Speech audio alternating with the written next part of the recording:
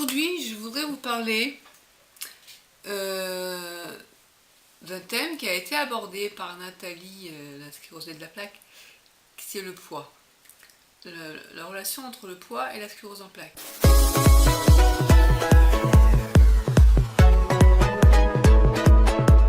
Elle dit dans sa vidéo que c'est lié au traitement qu'on peut prendre. Alors oui, certes, mais je pense qu'il y a plus de choses à dire par rapport à ça.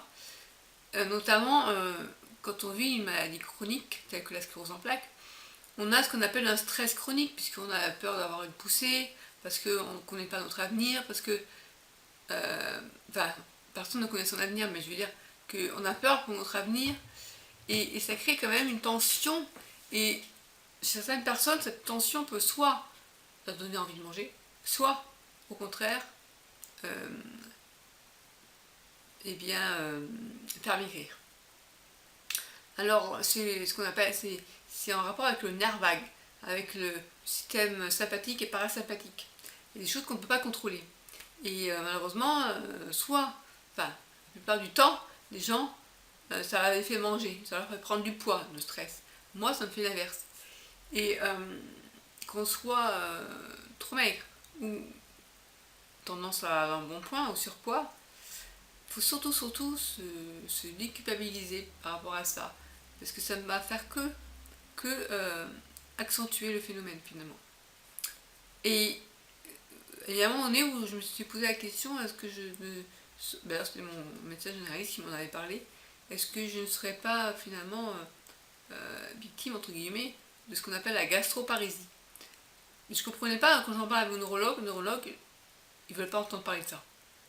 Je disais, mais pour moi, c'est lié à la maladie. Enfin, c'est pas la maladie elle-même, en tout cas, c'est lié à j'ai l'impression que, comment on peut expliquer que la sclérose en plaques provoque des problèmes de constipation, des problèmes urinaires, des problèmes, bref. Mais l'estomac, non. Et pourtant, il y a des nerfs dans l'estomac, je veux dire. L'estomac est énervé.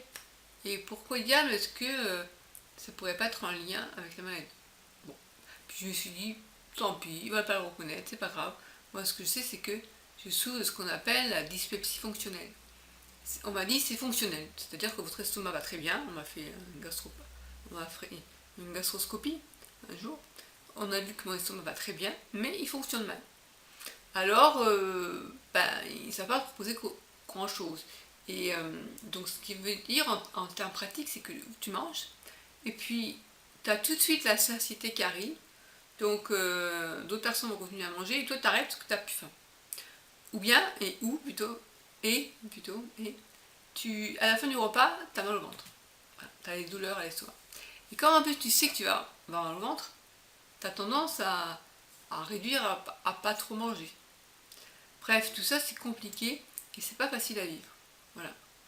Alors maintenant, il y a des soirs où j'ai mal au ventre après avoir mangé, et des fois non.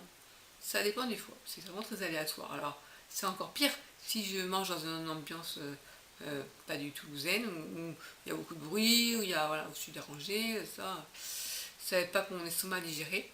Donc, problème de digestion. Et pour ça, je m'intéresse aussi aux émotions et à toutes ces techniques douces, c'est médecine douce. Donc, je ne sais pas si vous aussi, vous avez du mal à digérer, si vous avez des problèmes de poids liés à la maladie ou pas. Moi, je sais qu'après le boost de cortisone, je perds beaucoup de poids et j'arrive pas à récupérer. J'ai perdu 7 kilos à cause de la grippe, j'en ai récupéré que 3. Et voilà, et après, j'ai plus de réserve, quoi. Il y a une époque où je faisais 55 kilos, maintenant j'en fais plus que 42. Je veux dire, c'est impressionnant de ne plus arriver à prendre du poids. Autant les gens, on parle beaucoup des personnes qui veulent perdre du poids, autant les personnes qui veulent en prendre, on est une minorité, quoi. Et pourtant, voilà, donc je me demande si je vais pas m'intéresser vraiment à la question.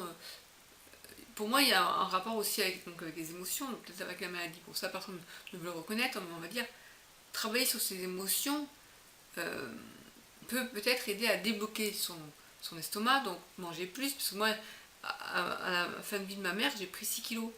Et j'ai rien fait pour les prendre, c'est venu comme ça.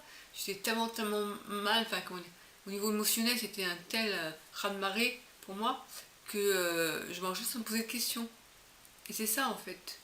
Et à l'inverse, pour les gens qui veulent perdre du poids, arriver à réguler ses émotions, c'est manger à sa faim et pas plus. Et j'avais pris un livre qui parlait des différentes formes de faim. C'est vraiment intéressant. Donc si ça vous intéresse que je aille plus en profondeur sur ce sujet, dites-le moi. Voilà. Donc à demain pour la prochaine vidéo.